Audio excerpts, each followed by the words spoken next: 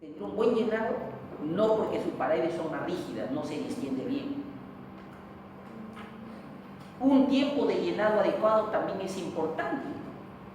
El tiempo de llenado. Un corazón taquicárdico tendrá tiempo para llenarse. Hemos dicho que las taquicardias reducen el tiempo diastólico, lo reducen más que el tiempo sistólico y por tanto las taquicardias no permiten un buen llenado. De ahí que el tiempo de llenado también es importante. La contractilidad auricular. Una aurícula que se contraiga bien genera un buen llenado también ventricular, complete el llenado ventricular, y que no existe una buena capacidad pericárdica, es decir, que el pericardio le permite una buena distensión a este corazón. Eso genera un buen volumen diastólico. Una carga de presión, la poscarga, la poscarga, una carga de presión, la poscarga, la contractilidad miocárdica, genera un buen volumen telesistólico. ¿No es cierto? Es decir, ¿qué pasa cuando aumenta la poscarga? ¿Poscarga qué es? ¿Qué? La presión arterial. Si tenemos una presión arterial alta, ¿el volumen sistólico será bueno? ¿Será bueno? No. Entonces el ventrículo izquierdo genera una presión de 120 milímetros de mercurio y en la aorta tenemos 80 milímetros de mercurio. Una persona que le sube la presión, póngase que le suba la presión a 150 y el ventrículo genera una presión de 120, va a tener que hacer mayor esfuerzo para vencer la poscarga, y el volumen sistólico que inyectará será menor porque tiene una mayor presión afuera. Entonces la poscarga, una buena poscarga, una contractilidad miocárdica adecuada, genera un buen volumen telesistólico, un buen volumen diastólico y sistólico, un buen volumen por latido. Ese volumen sistólico adecuado, junto con una frecuencia cardíaca adecuada, generan un buen gasto cardíaco o volumen minuto cardíaco. La resistencia periférica local, los dos, gasto y resistencia, son las determinantes de la presión arterial. Una presión arterial adecuada genera una perfusión ística adecuada. Cuando cae cualquiera de este camino, cualquiera de este camino se cae, ¿qué se va a caer? La presión. Y al caer la presión, se cae la perfusión ística, presión crítica de cierre. El tono vasomotor de los tejidos, las resistencias vasculares locales que hemos explicado, efecto metabólico, Eisenmenger, efecto miógeno o Bayes, distribución por órganos de flujo sanguíneo, la redistribución. Entonces se asegura también una buena perfusión ística. Estos mecanismos reguladores locales también generan una perfusión ística adecuada. Entonces aquí tenemos en resumen todo lo que hemos hablado hasta ahora, que garantizan una buena perfusión ística. Esa es la razón de ser del aparato cardiovascular.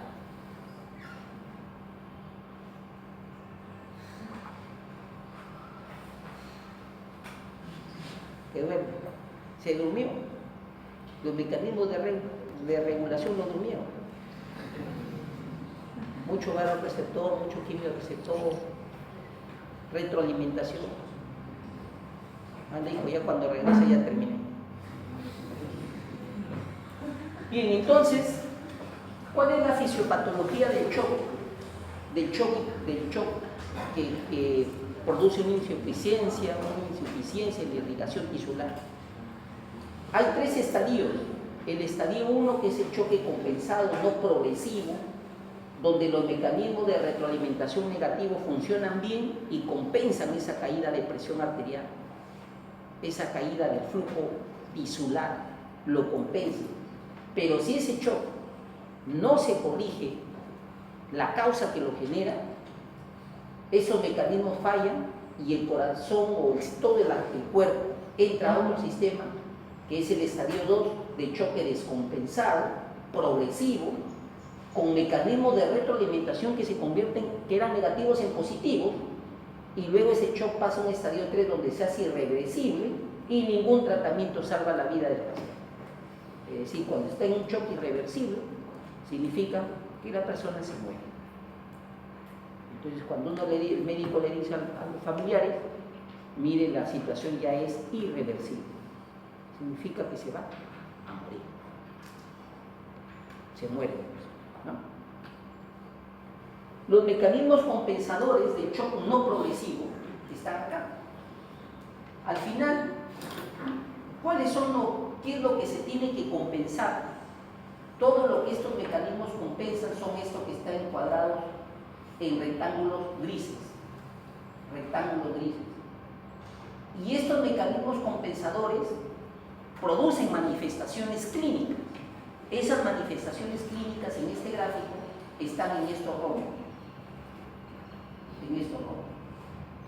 Es decir, cuando nosotros sabemos que un paciente está en shock, tenemos que ver estos rombos. Estos rombos son las manifestaciones clínicas del shock. Estas manifestaciones clínicas son las que nos avisan que todavía se está compensando el shock. ¿Ya? Entonces, el shock, caída de volumen. Por ejemplo, un shock cardiogénico. No le pasen la voz, déjalo, quería que todos vean cómo duermo, cómo es su sueño.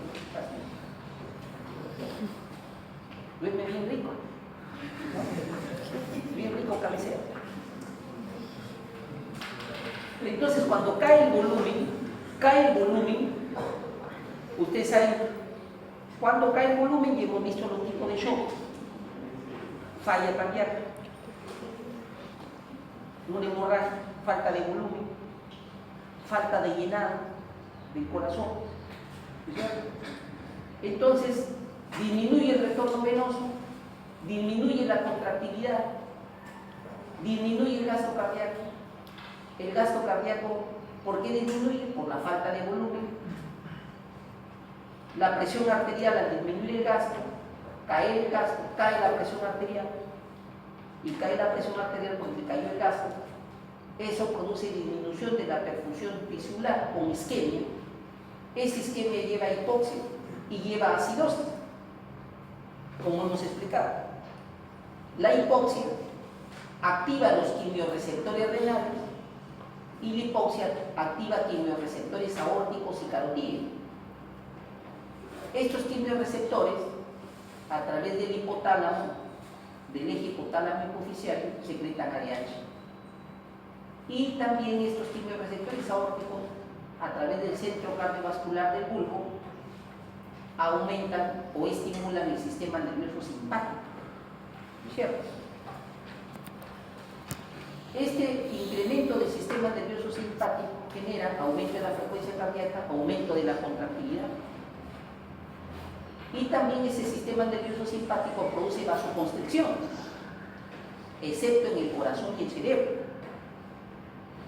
Esa vasoconstricción genera aumento de la resistencia, ¿no es cierto? Aumento de la resistencia.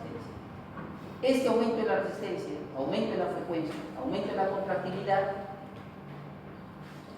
aumentan el gasto porque aumenta la resistencia, aumentan la presión porque aumentan el gasto, aumentan la frecuencia cardíaca, por tanto aumentan el gasto, aumentan la presión. Y retornaría a la circunstancia. Entonces el paciente hace hipotensión y empieza vasoconstricción, palidez. Entonces, ¿cuáles son las características de esto? Taquicardia. Clínicamente se ve una taquicardia, el paciente se pone pálido, pero esa palidez que dura más o menos un minuto y empieza a verse cianosis distal. El paciente se ve medio moradito, labio cianótico, pálido pero con cianosis periférica, ¿no? Taquicardia más cianosis.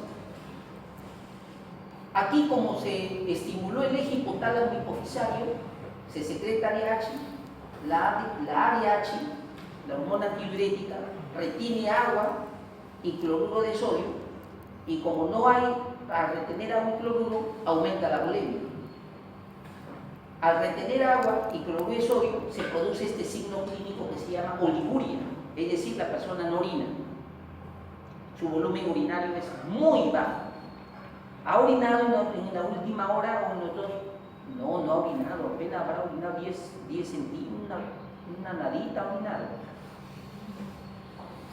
Oliguria.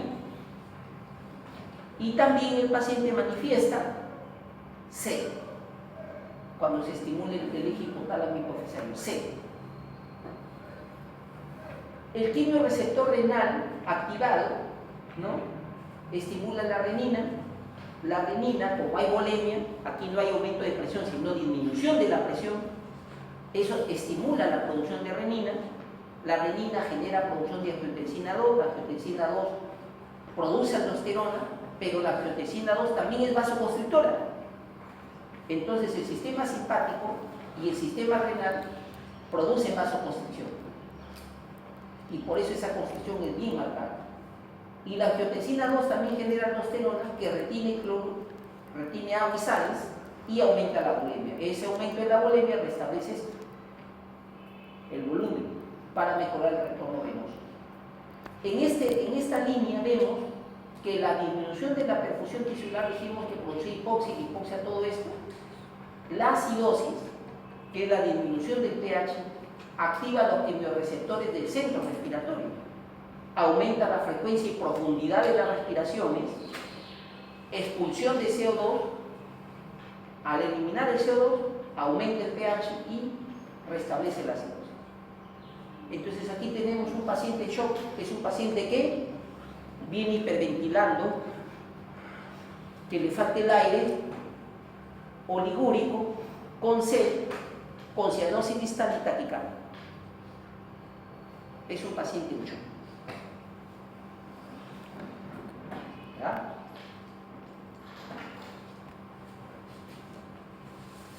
¿Qué pasa si esos mecanismos se mantienen en shock? Nadie le pone una vía, un suerito, no le reponen ese volumen que había caído. ¿Cómo se repone? Con una vía, cloruro de sodio por 1000 a chorros, y repone ese volumen y se compensa todo.